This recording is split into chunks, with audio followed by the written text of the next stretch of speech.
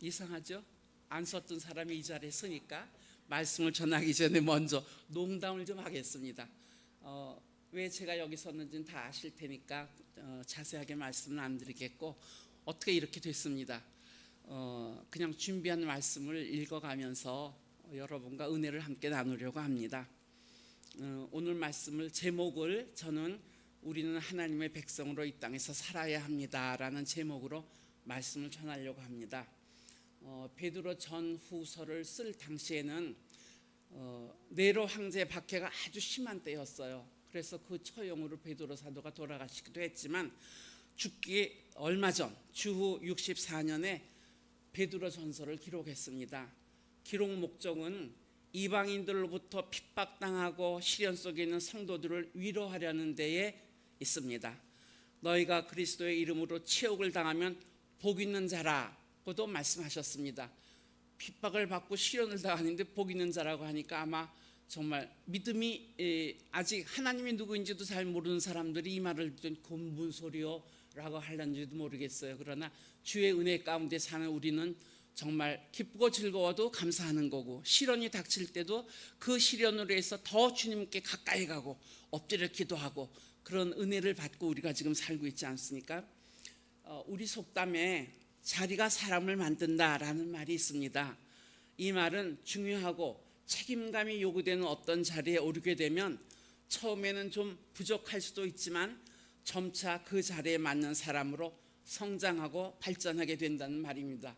사회생활을 하다 보니까 느끼겠더라고요.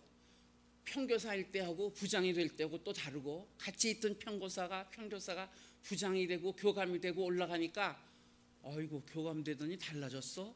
이런 말을 듣게 되고, 또 평교사일 때 내가 학교에 대한 불평과 불만과 뭐 이런 게 있었던 거 하고, 내가 막상 부장이 되고 나니까 입장이 달라지더라고요.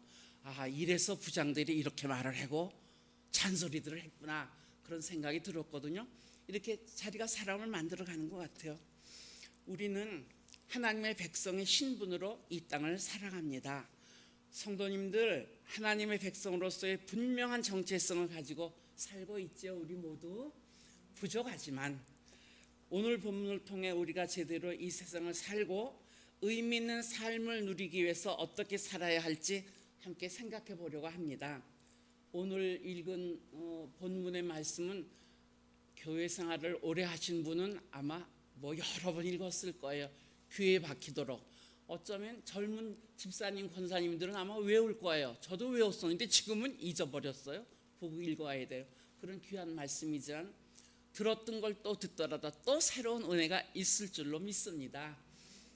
우리가 보는 베드로 전후서는 짧지만 의미는 깊은 말씀입니다. 본문에서 베드로 사도는 두 가지 사실을 붙들어야 함을 강조하고 있습니다. 산돌과 거룩한 백성. 산돌과 거룩한 백성. 산돌은 예수 그리스도를 가리키는 말입니다. 주님의 삶과 사역을 가리킵니다.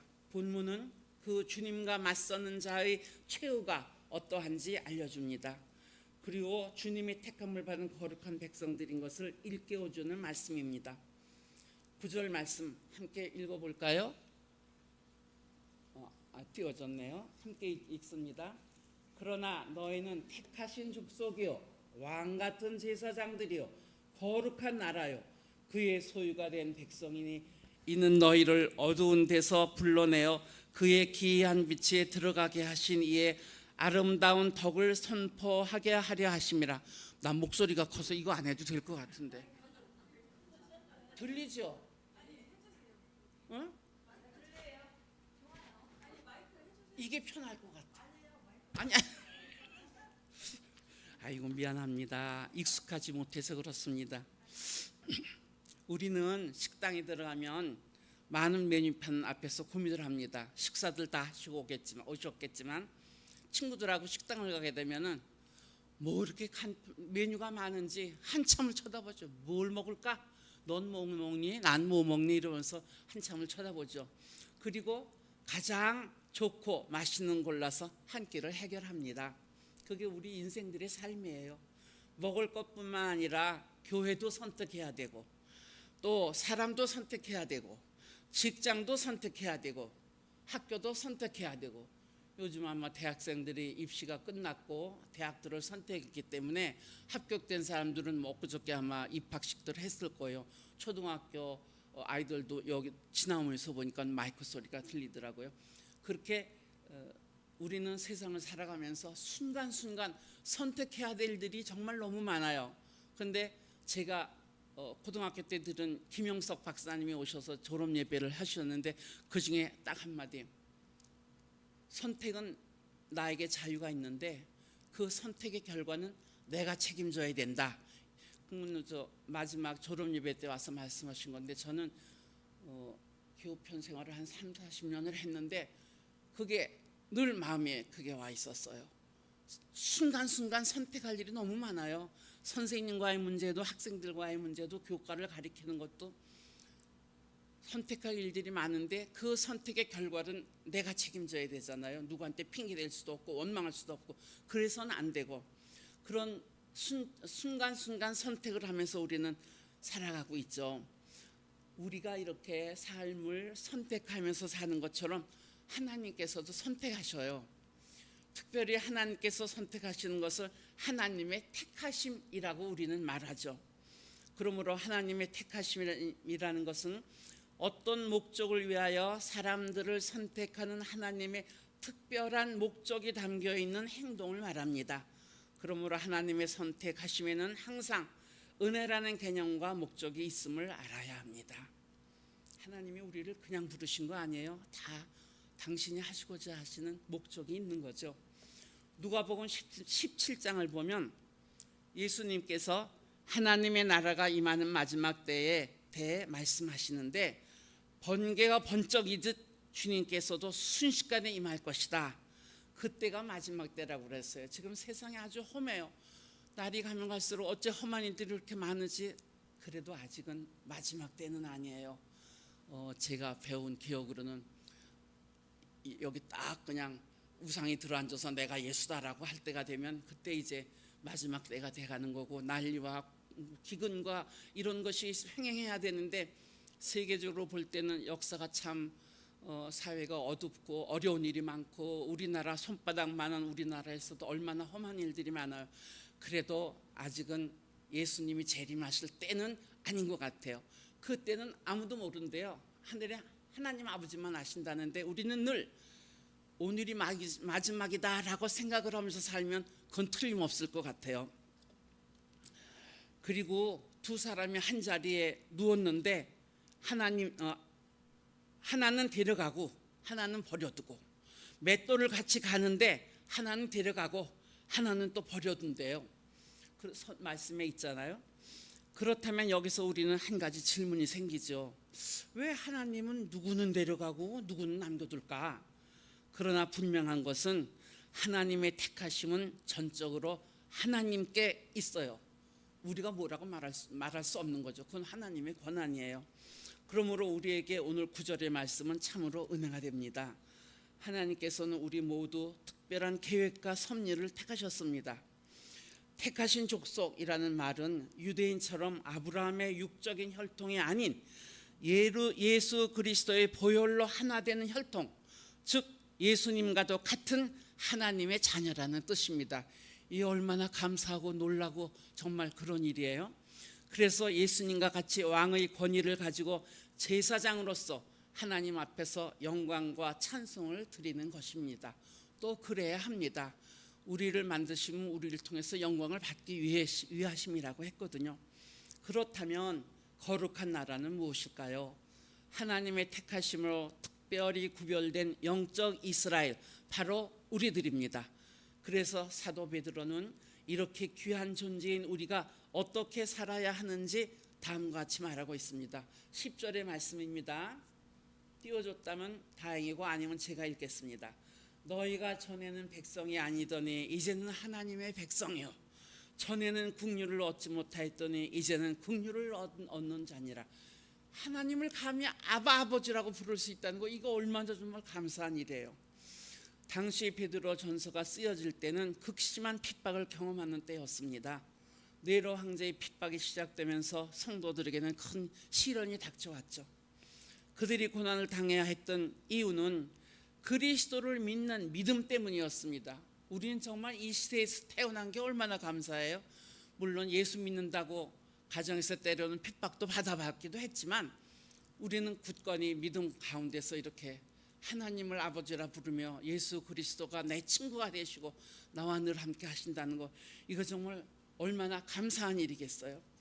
이러한 시련을 만나는 성도들에게 사도 베드로는 성도들이 결코 이 땅에서 위축되지 말고 하나님의 아름다운 덕을 증거하라고 권면하는 것이었습니다. 나만 구원받았다고 좋아라 하지 말고, 왜 우리 지난 어저께인가요? 화요일날 전도하려고 하다가 이제 사정이 있어서 멈췄잖아요. 우리가 나가서 전도해도 전도한 그 사람이 우리 교회로 오고 당장 예수를 믿게 되는 건 아니에요. 어떤 사람이 이야기를 들으니까 남편을 위해서 14년을 기도했대요. 예수 믿더래요. 어떤 사람은 24년을 기도했대요. 그랬더니 예수를 믿더래요. 그러니까 24년을 기도했는데 24년째 예수를 믿게 된 그 사람은 23년째는 예수 안 믿은 거지. 핍박했지. 믿는 사람을 오히려 마누라 핍박하고 남편 핍박하고 자식들 보고 뭘 교회 나가니, 예수를 믿으려면 네 지목이나 믿어라. 세상 사람들은 그렇게들 말하잖아요. 이는 자신들이 누구인가에 대한 분명한 확신이 있다면 어떠한 시련과 핍박에서도 흔들리지 않고 믿음을 지키며 사탄의 권세를 이길 수 있기 때문입니다. 정말 믿는 믿음을 주신 하나님께 감사드리는 거죠. 사도 베드로는 자신들을 부르심이 얼마나 위대하며 그 목적이 소중함을 일깨워주고 있습니다. 이는 마치 애굽을 떠난 이스라엘 백성들을 향하여 하나님께서 그들을 향한 목적을 보여주시는 것과 같습니다. 출애굽기 19장 6절을 보면 너희가 내게 대하여 제사장 나라가 되며 거룩한 백성이 되리라. 너는 이 말을 이스라엘 자손에게 고할지니라. 이제 우린 영적으로 이스라엘 백성, 하나님의 자녀가 됐으니까 전해야 돼요. 근데 사실 저도 이 나이 먹도록 전도 못 해봤어요. 우리 시어머님이 결국 교회를 다니시긴 하셨는데 간접적으로 전도를 한 셈인데 전도가 힘들더라고요. 근데 친구 중에 하나는 구멍가게에 가서 주스 하나를 사도 주스 하나 주세요. 얼마예요? 예수 믿으시죠? 예수 믿으세요? 그러더라고요. 난 너무 부러웠어요. 난 그렇게 못 해봤거든요. 그냥 이렇게 교회에서 나가서 전도를 하게 되면 그때 이제 묻어가서 들고 나가가지고 예수 믿으세요. 우리 교회에서 이런 때 이러이러한 행사가 있어요. 한번 와서 들어보세요. 이렇게는 해봤지만 그렇게 내가 열심히 전도했노라라고는 말을 못해요. 근데 오늘 말씀에 내가 이렇게 큰 복을 받았으니 전도해야 되는 건 너무나 당연한 건데 사실 핑계 많죠. 뭐 허리 아파, 다리 아파, 어지러워, 뭐 어디가 아파서 뭐 어딜 가야 돼, 엄마 심부름을 가야 돼, 그런 이유들이 많은데 사실 나부터도 가능하면 될 수 있으면 전도에 참석해서 하나님이 기뻐하시는 일들을 우리가 해야 될 것 같아요. 이스라엘 백성은 모든 민족 중에서 하나님을 예배하는 제사장의 나라가 되며 거룩한 백성으로 세워지게 된 것입니다. 이것은 이스라엘 민족의 자존감이었으며 열방 중에서의 정체성이었습니다. 그들은 자신들을 택하심의 목적이 하나님을 열방 가운데서 예배하며 제사장의 나라로 축복의 통로가 되게 하는 것임을 알게 됩니다. 우리도 이제 알았잖아요. 행해야죠. 이처럼 사도 베드로는 거룩한 성도들을 향하여 세상과 구별된 정체성을 보여주고 있습니다. 우리는 하나님의 특별한 목적을 위하여 주님의 피로 구속된 하나님의 백성입니다. 오늘 우리를 위하여 하시고자 하는 주님의 뜻을 분별하여 귀하게 쓰임받는 자가 되어야 합니다. 그렇다면 우리도 사도 베드로가 가르쳐주고 있는 하나님 백성으로서의 정체성을 분명히 갖고 이 세상을 살아야 합니다. 이제 말씀을 마치겠습니다. 오늘 말씀을 통해 첫째, 우리는 주님 안에서 거듭난 자의 변화된 삶을 살아야 합니다. 그러기에 우린 과거의 죄악의 모습을 버려야 합니다. 예수 그리스도를 믿기 전의 악한 옛 모습을 버려야 합니다. 우리를 지배해왔던 옛 모습에서 벗어나야 합니다. 그래야 우리의 영혼이 삽니다. 사실 저도 이렇게 읽습니다만 옛 모습 버리는 거 내가 버려지는 거 아니더라고요.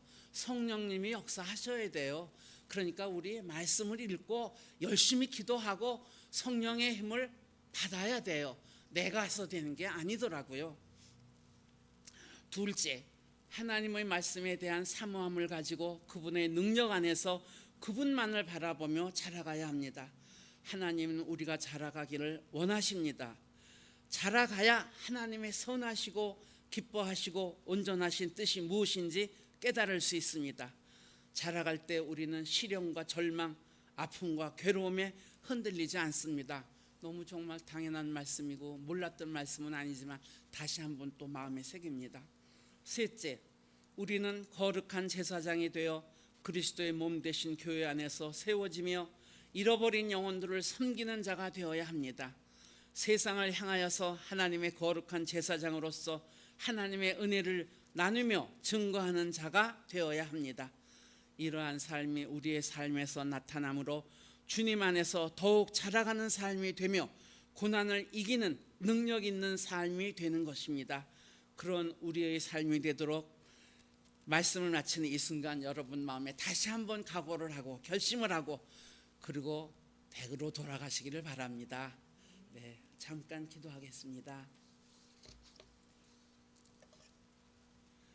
하나님, 오늘도 귀한 말씀 주시니 감사합니다. 알았던 것 다시 생각나게 하시고 마음판에 새기게 하시니 감사합니다. 거듭난 자의 변화된 삶을 살기 위해 우리는 열심히 말씀을 사모하고 또 영적으로 자라가야겠습니다. 또 거룩한 제사장으로서 잃어버린 영혼들을 구하기에 인도하기에 힘쓰는 우리가 될 수 있도록 도와주시옵소서. 말로 그치는 것이 아니라 실행할 수 있는 우리가 되게 하시고 우리 행복한 교회가 더욱 부흥하며 발전하며 말씀을 전하는 우리 교회 될 수 있도록 성령님 인도하여 주시옵소서. 감사드리옵고 예수님 이름으로 기도합니다. 아멘.